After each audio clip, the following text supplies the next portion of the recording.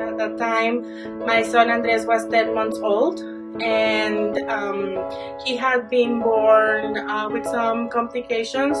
And so since he was home with me after leaving the hospital, I just noticed there were many differences in his development, comparing him to my other son or other babies 10 months old. I just saw him very calm, not moving enough, and I began to be just concerned, is this okay? Should I be looking more into this?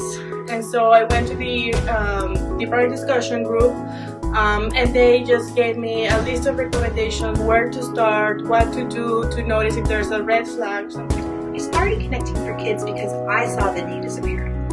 Both my boys were born with some developmental delays, and I found that it was very lonely, overwhelming, and confusing to be able to know where to go to be able to get them help. So a group of parents got together and we informally shared our knowledge and supported each other on our journey, and we decided to turn it formally into a nonprofit about 5 years ago so that we could help even more parents. I think Connecting for Kids helps the communities in two ways.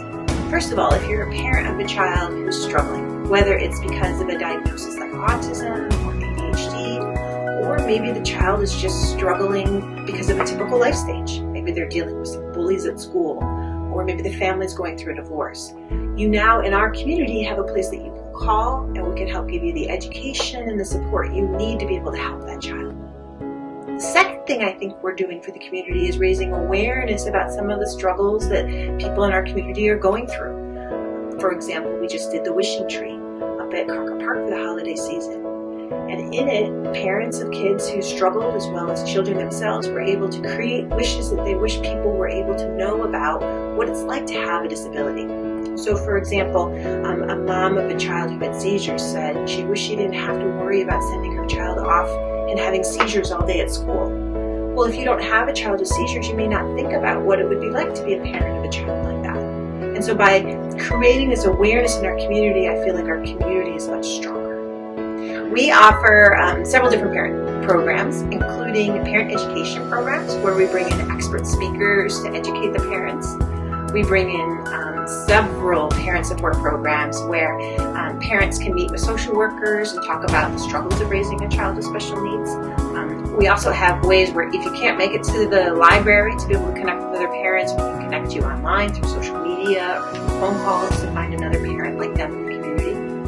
And some of our most popular programs are what we call our hands-on workshops. And that's where parents can bring their children to the library and meet with an expert, a music therapist or a play skills professional, and learn how to help their child with language and communication and social skills through hands-on working with the children and other children.